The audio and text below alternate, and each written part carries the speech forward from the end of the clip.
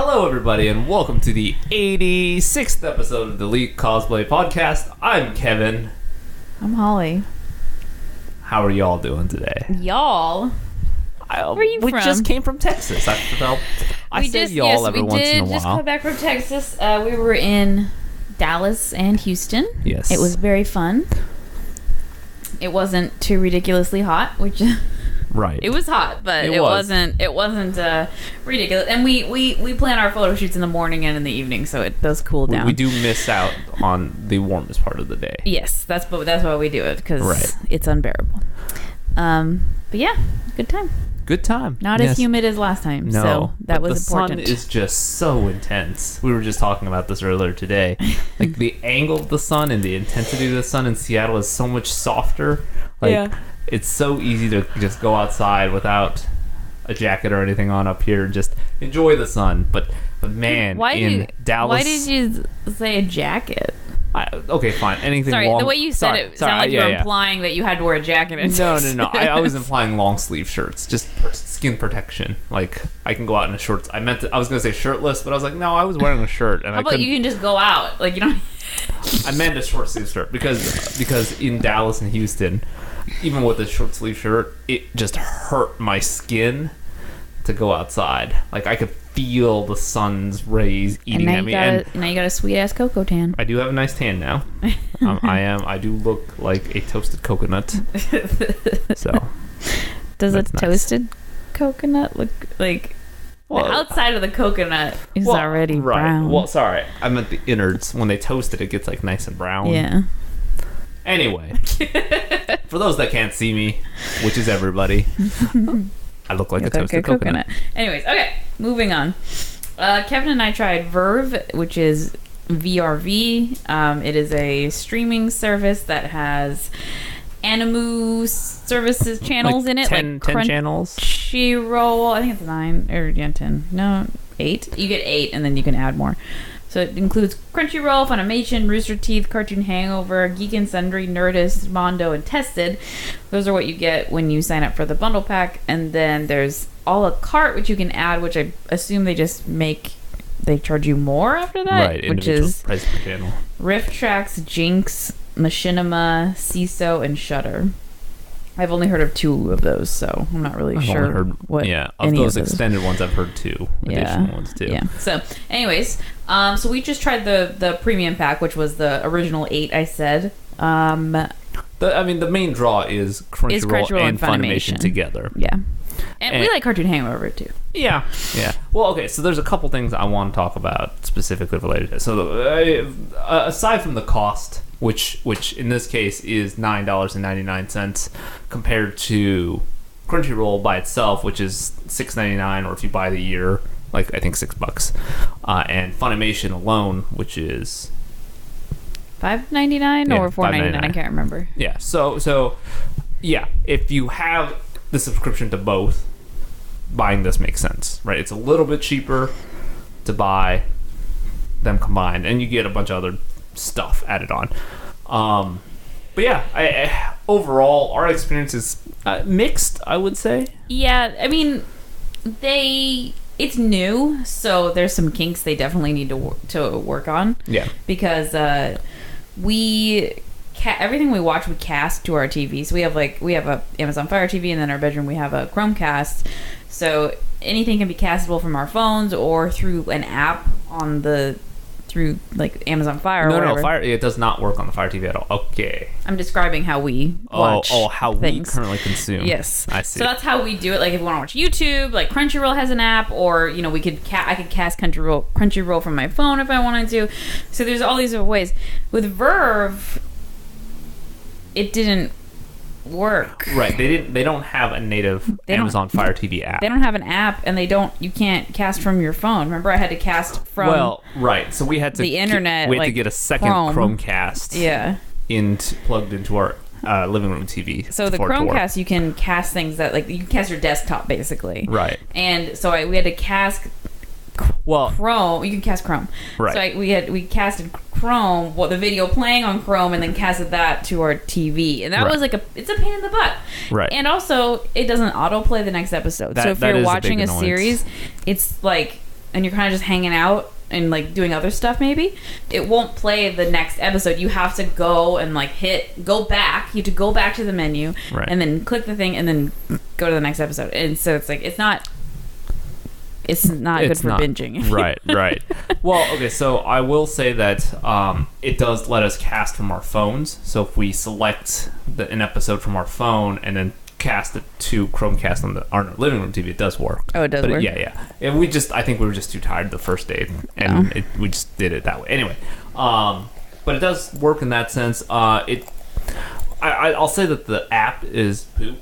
Because if you just are browsing for a show to watch, like if you know what you want, searching works. So if you type in stuff and it brings up, it says like, oh, here it is on Funimation, there's not good browsing. Yeah, exactly. There's no like, well, I want to watch I'm in this mood. Comedy. Yeah, exactly. Something funny that I've never seen before. It's not great for that. Yeah. Which is weird because like services like Crunchyroll or Funimation are good at it. They have like categories. They have alphabetized. They have if you like this, you like this, whatever. But so that I remember thinking that was frustrating. Like the first night we watched it when we were being dumb and doing the computer, we were kind of like sleepy, so we were kind of just like, it was like really lazily like chilling on the couch and like watching a show and hanging out, and then it was like, you're in that cozy zone and the episode just stops. Yep. And you have to click. I was just like, it's such a first world problem. I don't want to get up, walk 2 feet. And it's because Netflix has spoiled it for us. I think it has. I think that's what it is. I think, if this came out prior to the way Netflix does it, we wouldn't think twice. Even YouTube's changed now. So like once you're done watching an episode, it just starts playing another random one, if anything. Yep. If it's not in a playlist, Right. So that is a big frustration for me.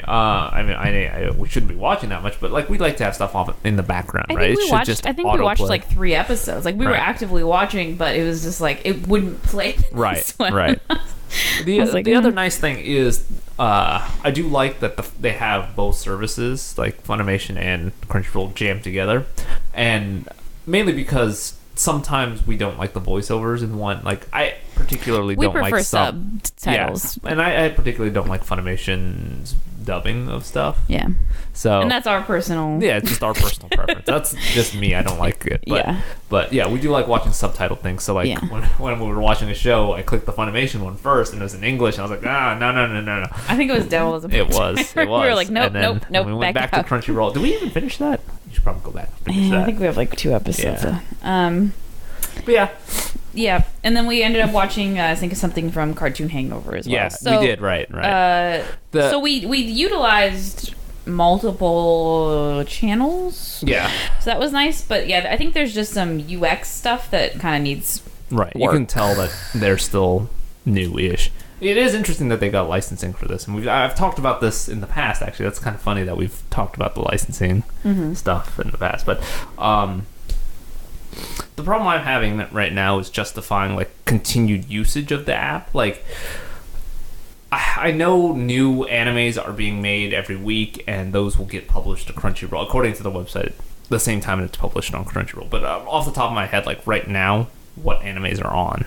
Oh, it's every season. Every season has a new set of anime. I know, but like, what's on right now? Like whatever. I don't know. Do you want me to go? I don't. No. I can't give you an example. Do you know what I'm saying though? It's like Netflix has a lot of like old TV shows and stuff like that, and a lot of movies, and they have their own original content, right? But like, what's on TV in Japan that's being uploaded to Crunchyroll? My Hero Academia. Oh, really? Yeah, Attack on Titan season 2. Oh, Saturdays at 7:30. Okay. All right. Sorry. I stand corrected. Sorry. Kevin doesn't realize that there's anime that comes out every week. Every season there's a new set and they bust it out. All right. Anyway. Fine. Yeah. It's $10 a month. Not bad. It's not, especially if you use stuff like that. And like if you are a fan of Rooster Teeth, right, and you're a fan of, like what Crunchyroll has, and I wonder if they have like the Rooster Teeth first style. I think it is because I think that's what you're paying for. I assume probably because it's confusing because some of this stuff is like, I could just watch this on YouTube for free. Right. So I think Rooster Teeth does the thing where they release, if you're one of their premium members on roosterteeth.com or whatever, you get videos a little earlier than YouTube does. I think 2 or 3 days. Yeah. So I think they push it to that. Right. Otherwise, I'd be like, this is not a perk. Right.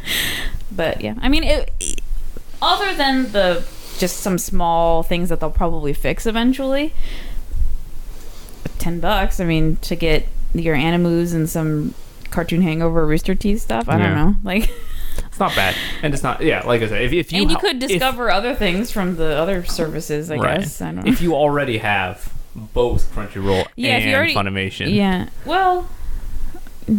They said they have the full catalog for Crunchyroll, but it didn't say anything about Funimation, so I have to dig into that. So wait, Funimation has Dragon Ball Z, right? Because that's theirs exclusively. Probably. Well, it's hard because didn't Crunchyroll and Funimation combine?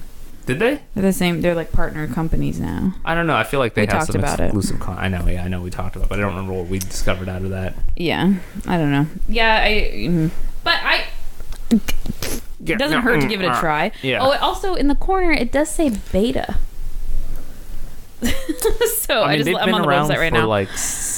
For a while now, right? At least 6 months. We just started seeing ads, or the channel we watched was talking about it a month ago. So. Right, but I just checked their forums and they have stuff from like November and everything. So at least 7-8 months. I mean, it says beta in the corner. Still a new company for sure. Yeah, but they'll figure it out. I would highly suggest if you're interested in any of those companies, give it the 30-day trial. Yeah. See how you like it. It does have it's a little clunky, but I mean, why not? If you already have a bunch of subscriptions, you might as well do this and have it all in one site instead of having to go like to multiple. Yeah. Do you think Crunchyroll owns Verve? I don't think so. I think they do. I think they're. You think so? Yeah. It'll say at the bottom if you scroll down to the licensing, it'll say like a company of blah blah. Usually, unless it's registered as Elation Inc. There you go. So look up Elation, and it's Elation, the parent company of Crunchyroll. But I don't know. Crunchyroll. It is a Crunchyroll company. Elation. If you Google it, Elation, and then it has that bar, and then it says Crunchyroll. What bar? I don't know, the vertical. I don't know what to call it. Is it the wiki page about it? It's Google. Elation, Crunchyroll. It has a pipe. Okay, corporate office in San Francisco. So they are the same company. All right, look at that. I had my suspicions, and then boom. Interesting. Ooh, they don't have good reviews on Glassdoor. Okay. Anyway. Okay, so that was experience. It was mostly positive. I mean, it was just when we were feeling a little grouchy and lazy, it was annoying to have to click. Anyways, moving on. So Anime Expo announced a couple of things this week. So they announced, and I didn't know this before. I don't know if this was news. Some people seem surprised as me, so I think this just happened. A couple of days ago, they announced that Anime Expo will host the World Cosplay Summit US Finals this year. So that's going to happen. So if you're interested in that, it's always, I mean, Kevin and I always watched the semifinals, I think, at Katsucon. Yes. We did that. We watched it a couple of times. And those were great. They were entertaining. And so this is all the semifinalists from that won from each, what do they do? Like, area of the regions, U.S. Yeah. Regions. Yeah, that's a better word. Areas. And then this is the cream of the crop. The cream of the crop. It's the cream of the crop. The best ones, man. Yeah. I don't know. I like it. It's pretty cool. It's kind of like an amped up cosplay contest, basically. So I would highly suggest it if you can go. Their regular one, or do you think they'll have a separate They'll one? do both. Wow. I think Katsucon does both. No, why would you? This is an extra. I can't imagine. Anime Expo lines are stupid. You know how you can see those lines. Maybe we should have bought VIP tickets this year. They sold out like immediately. Those are like $500, I think. Psh, what's money anyway? What do you get? Do you get to be like first in line? Yeah, you get a private seat. You don't have to stand in line. You just get to go, and then you have a reserved seating area for your. How do they know you're going to be there though? I don't think it matters. They can't just reserve. Like, how many seats do they have? Do they have I think there's probably a set number of reserved seats, but then you can just get there maybe like 10 minutes before, so if it overflows, you just sit down right behind those people that are already in the reserved seats. Is it like the Disney Fast Pass? Yeah, probably. Where like you're in a separate line and then they let you go first? Right. That's totally what it is, yeah. I think that's what it is. But yeah, the lines, they're not obviously as bad as other places like San Diego Comic-Con and crap. But people do line up way in advance, so I imagine that's going to be insane. I wonder what day it's going to be on, because I know the big contest is usually on day 3. Oh, here it is. Sunday, July 2nd, 8 p.m. to 10 p.m. Oh, you get a ticket. Here. For the ticket contest? What? Ticket. What does that mean? What? You have to pay to go really? to this. Sorry, I'm like on their website. I'm like, wait, what? I was looking on Facebook, so I didn't actually click the link. What? Okay, hang on. So you, it's not that expensive, but it's kind of a bummer. What, like $2? Oh wow. Okay. Interesting. I don't know what this means though. Like what? Okay. Oh, okay. So there's 3 areas of tickets. So there's bronze, which is $5, silver, which is $10, and gold, which is $15. Okay. So so bronze is in the back. It's obviously okay, gold is in the front, silver's in the middle. Press is in the back of the gold section. Okay. So if you're a Premiere fan, tickets already went on sale on Friday, May 19th at 6 p.m. General attendees on sale this moment. It just opened up 47 minutes ago, Kevin. Oh, Jesus. There's like all the seats are still available, by the way. I was able to click on any seat I wanted. So I can't believe it costs money though. I mean, like I said, it's like, is it $5 where is for it the in the Nokia Arena? Or is it in... Did you say Key Arena? Nokia Arena or the Microsoft Arena, whatever they call that building. Oh, it's the Microsoft building now, isn't it? Maybe that's why they can do it. Yeah, that might be it. Oh! The World Cosplay Summit U.S. Preliminary will take place during Anime Expo's Masquerade, running as a separate competition in accordance with WCS rules. So you have to decide. Haha! No... Which one you want to go to? I think it's in the same room. Wait, read the statement again. WCS U.S. Preliminary will take place during Anime Expo's Masquerade on July 2nd, running as a separate competition in accordance with WCS rules and regulations. That is ambiguous. It makes it sound like they're doing it during the Masquerade, like it's in the same room or arena or whatever. See, that's ambiguous because during is a time statement. If they're separate events, this will be interesting. Not good. Yeah. Sorry. I don't know. I don't know what to expect. No. Okay. So this is in Hall B. It's not in the Nokia or whatever. Okay. Well, wait, hold on. So they can't just sell tickets for one and not for the other. So it can't be in the same. I think the Masquerade is you do have to buy. Oh. I think the whole thing you have to buy. Have you had to buy Masquerade before? It's during the Masquerade, so it's the Masquerade and the WCS. Oh, good lord! So you have to watch both. Good lord! Goodbye your entire day. No, 2 hours, 8 p.m. to 10 p.m. Goodbye your entire. It's assigned seating. Entire day. It's assigned seating. You pay $10.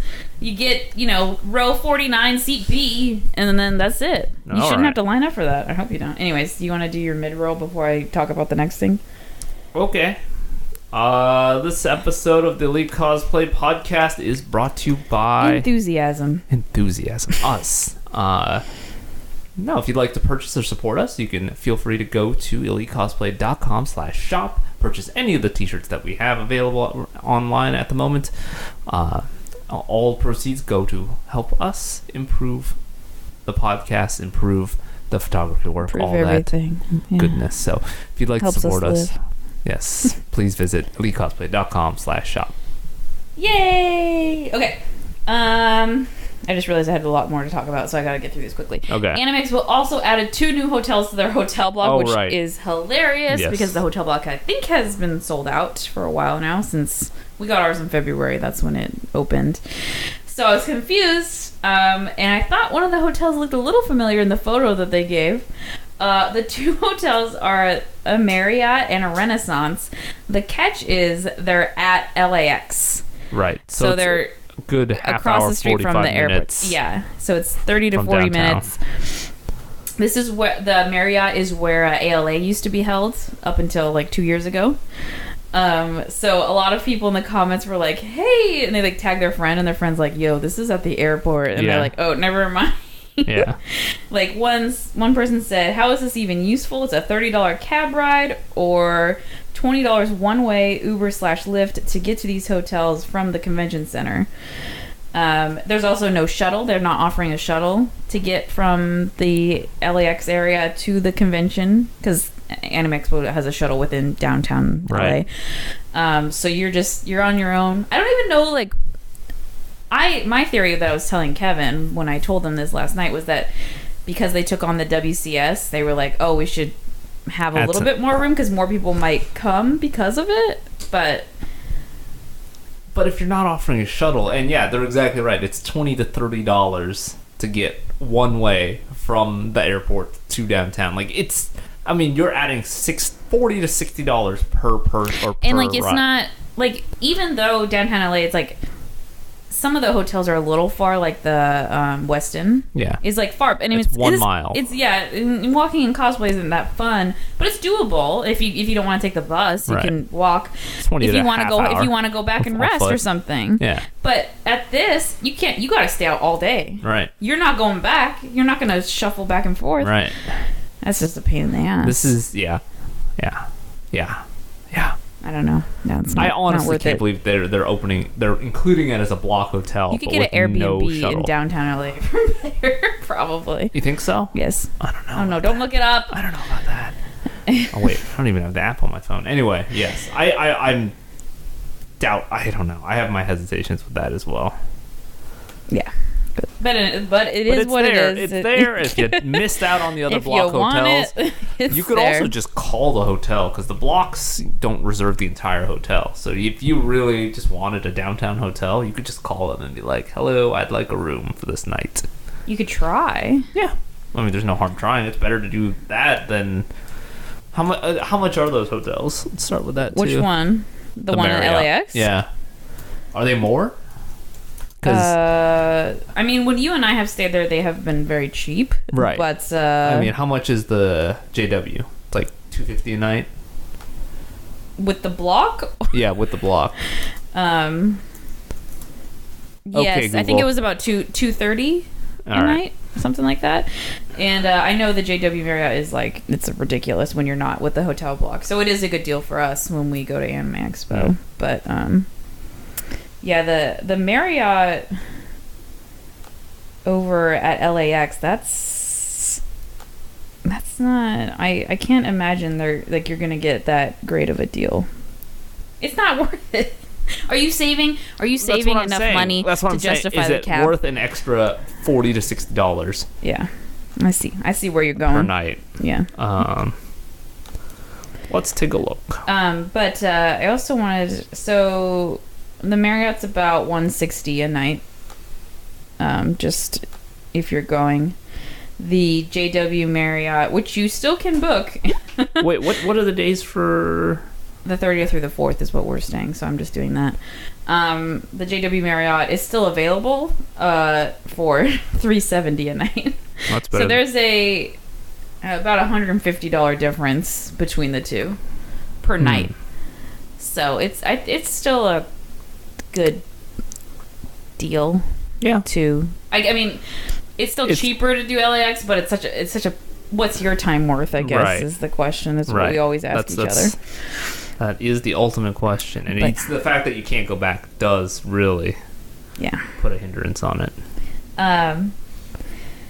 So I bought some cosplay contacts the other day from Honeycolor. This is my first time using Honeycolor. I used to use Pinky Paradise. But they had that thingy where they have a pop-up if you go on their website that says if you're from U.S. or South Korea, you can only buy contacts if you have a prescription. Oh, they deleted. Oh, there. It says that. Never mind. So when I was doing Honey Color and I went to the payment, it asked me to give some prescription stuff. But it wasn't like I didn't have to give like the prescription number because Kevin does have contacts in real life. I didn't have to give like Kevin's prescription number or anything. All I had to do was give Kevin's doctor's name and his phone number, and that was it. And I was like, "Is that all there is?" So I got curious because I was like, "Well, Pinky's having a lot of problems with like the FDA, you know, because it's illegal in the United States to do lenses without a prescription." So I did like a fake buy on Pinky, which was really clunky, by the way, but whatever. Right. And I got, I filled out the information, like I just did like a fake information, and then went to checkout, and their checkout takes you to another. It's like PayPal. It's not PayPal, but it's like PayPal, where it takes you to the money site and you enter in your information, and then you're done. I was asked no prescription information. All I had to do was check a box that says I have a prescription, or right. Like what I think that's all it said. It's like, yeah, I'm from the U.S. and I have a prescription, and then it took me to the money page, and that was it. It's like and because that was the end, because I got a confirmation email from Pinky even though I didn't even give them any money. So that was the end of Pinky Paradise's side. They don't even ask you for any information. It's definitely one of those things where they like slap your hand and be like, "Don't do it." They must just have that pop up to appease officials. I don't know, whoever is going onto their website. That's exactly what it is. The question is, if we actually put it in order, would they have shipped it? That's the ultimate question. We don't know.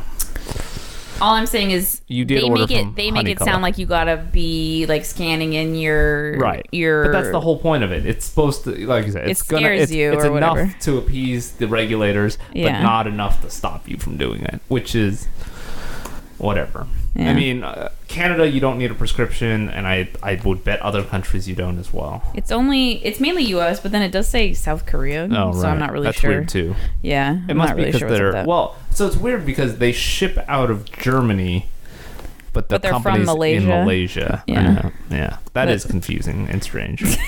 I don't know. I never questioned it because we've never really had problems with them, so I was just like, you do you, Pinky Paradise. Right. Yeah, it says, U.S. customer required to provide below information upon checkout: name of the patient, date of eye examination, eye prescription, prescription issue and expiration date, optometrist name, address, phone number, and other contact details, diameter, base curve. Like, it says, like, it's scary. Like, it immediately turns you off. Right. But I didn't enter in. Yeah. I think it's something like maybe if they get in trouble and they're like, you need to prove it, they'll email you or request the information. But I did not have to do that. I don't think they care. Yeah. I'm just saying. Yeah. All right. Yeah, we'll let you know how the Honey Color works out, though. We'll see how that... Yes, I think a lot of people that listen have used Honey Color. It is a respected place. So. Okay. I don't know. Yeah, we'll see. If I lose my eyes, I'll tell everybody. We'll see how Kevin's work out. To see these beautiful jewels anymore. Kevin's eyes are only used to like 14 millimeter diameter lenses, and I think the ones. No, so the ones the bigger ones that I did try before, I asked the doctor about it and said they were too thin and they were drying out, which is why they were popping. It wasn't the. It wasn't necessarily how big they were. Yeah, it was just that they were too thin and they were because they were a little bigger as well. Yes. They were 14.2s, I think, and I think yours are 14.5s. Yeah. He just said that they were. They're going to be big. Too dry. My eyes were drying them out. Oh, okay. So I just need to get. When I was ordering, it's really hard because Kevin has, Kevin's eyes are like prescription is like a 5 and a 5.25 or something like that. And on Honey Color, like if there was a prescription, if it wasn't just 0, they were always sold out. So I finally found some, like, they're not perfect, they're not exactly Geralt eyes, but they're close enough to where you'll look a little creepy. Woo woo. Okay. Sorry, I just talked a lot. Jesus Christ. Yes, that's what happens when we skip a week of podcasts. We forget that we have a whole laundry list of stuff to get through, but not enough time to get through it all. So, thank you for tuning in to the 86th episode of the Lee Cosplay Podcast. We'll pick up on this discussion for next week. We promise we'll be back more consistent now. We do apologize for the random interruptions and random weeks we do take off. We do have a couple volunteers that are going to be joining us. And if you'd like to join us on the podcast, feel free to let us know. You don't have to physically be here. We can do this thing called the internet. We're going to try something with Laura soon. I'll have to see what day's good for her. Yeah. But we're going to try to do it through like a Skype call or some sort of call. Maybe Discord. Google. Discord, yeah, whatever. It seems to work pretty well. Yeah, and just something, like that. And we'll see how it works. So she'll be our guinea pig. So if that works out, we'd really like to have more people on and have something special. So, yep. All right. We'll see you guys next week for the 87th episode. Thank you for listening. Thank you. Bye. Bye.